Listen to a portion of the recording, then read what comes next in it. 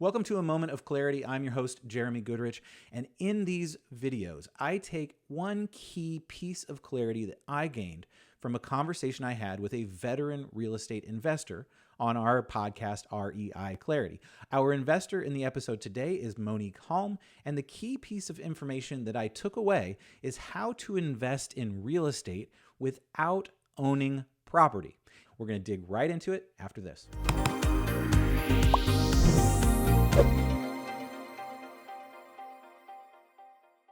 Monick loves passive investing in real estate. She has a saying that is say no to tenants, toilets, and termites. It's not for everyone, of course, but if you want to say no to tenants, toilets, and termites, then this is the video for you. I'm going to talk about 6 ways you can do exactly that. But first, let's dig into what we always look at the beginning of these videos, which is our framework for how to succeed in real estate. And in the REI Clarity framework, we know that strategy is number 1.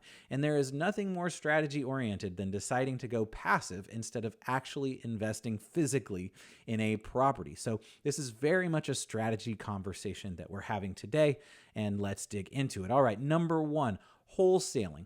Wholesaling is the first way that we can passively invest in real estate. And the way that we do that is very simple. We find deals and then we connect buyers with sellers. So essentially, we are finding the deals and getting a cut by connecting those people. So you say, well, if you give me $1,000, I'll connect you with this deal.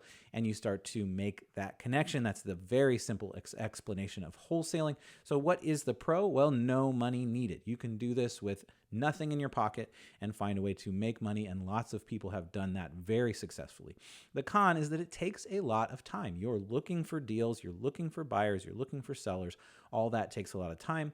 And so it's a low money, high time way of passively investing. The second one is online investment trusts. These can be called REITs. Essentially, this is a passive way of investing in large real estate opportunities. It's very similar to the stock market in a lot of ways. You're putting small amounts of money into much bigger deals that maybe you don't have, well, you definitely don't have any control over at all. So the pro is that there's a lower barrier to entry. You can get sometimes with $1,000, $2,000, you can start getting in on these deals. There are plenty of cons, and lots of people have different opinions about what those cons are. They can be less profitable. They don't have the tax benefits that you get when you invest in property actually. There could be a lot of confusion simply because there are a lot of different ways you can do a REIT and do online investment trusts. And with that confusion can come con people and things like that. So you have to be careful and knowledgeable about what you're doing in this space. But the barrier to entry is low. And so that can be a place that you can passively invest in real estate. All right, number 3, tax lien investing. This is when you purchase a lien from the government. So if you own a property and you don't pay your taxes, the government comes in and says, hey, we're putting a lien on your property, and until you pay your taxes, you can't sell it. There's lots of things that you can't do until you pay those taxes. You can go in and buy the lien from the government. You own the lien now, and the great thing is the government goes and still tries to collect that money. And then when they get that money, they give you the money plus some interest, often a lucrative amount of interest. So the pros are that it is very hands-off. Essentially, you're buying this lien, and then the government is going and trying to collect the money. The con is you could end up being a property investor. If the taxes do not get paid, then you end up with that property. And in some ways, this video is all about not being in that space. So that's obviously a con. But if you're okay with that and comfortable with the situation there, either turning around and selling it or what have you, then that may not be a very big con to you. Number 4 is bank note investing. Without getting in the weeds about mortgages, mortgages are when banks loan people money. You can invest on the back end of banks loaning people money, essentially taking that risk away from the bank and putting it on yourself.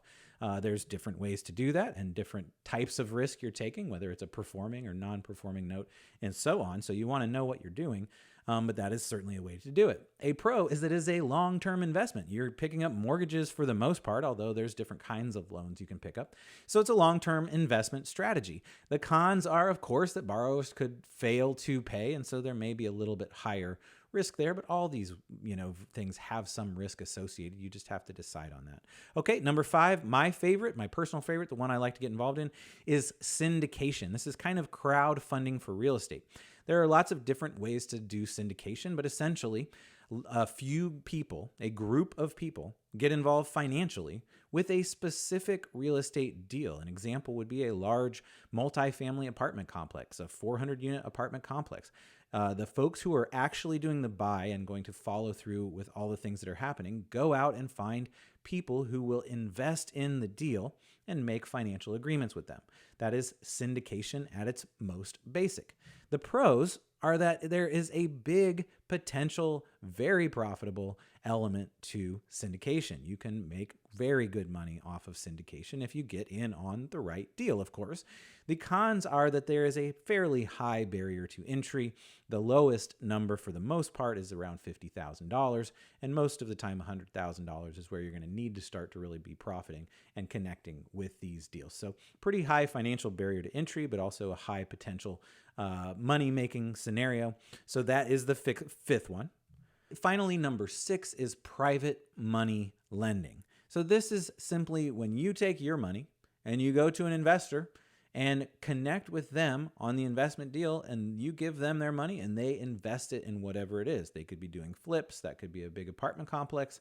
It's basically a one-on-one deal between you as a private money lender and the person who is investing. So very simple. The pros are that you're connected a lot more with the project. You have an integral conversation and relationship with the investors that are doing the work. A lot of times you're the only investor, or maybe there's only 2 or 3. And so you're really connected with the deal. It's about as close to owning being a property owner as you can get in this sort of passive approach. The cons are that there's a higher risk in some ways because you're dealing with investors who maybe don't have as much street cred or whatever. And then there's a higher barrier to entry, as there was with syndication. A lot of times, if you're going to be the one purchasing the property, then you've got to have, $100,000 or whatever that property is. So that's the 6th one, which is private money lending. Okay, back to the framework. As always, how did this connect? Well, again, this one's pretty straightforward. It is know your strategy. And the strategy in this example is how to invest in real estate without actually owning properties. No tenants, toilets, or termites, like Monick Halm says. All right, well, what is next? If you did not hear the interview that I had with Monick, it was wonderful. She dug so deep into this real estate strategy and a lot of other really nice insights. So go listen to the podcast at reiclarity.com. And then if you haven't joined the Facebook group already, it's a great place where all of our guests are and are answering questions along with all of your peers and everything else. A whole bunch of people are in this group and are answering questions for each other to help us level up.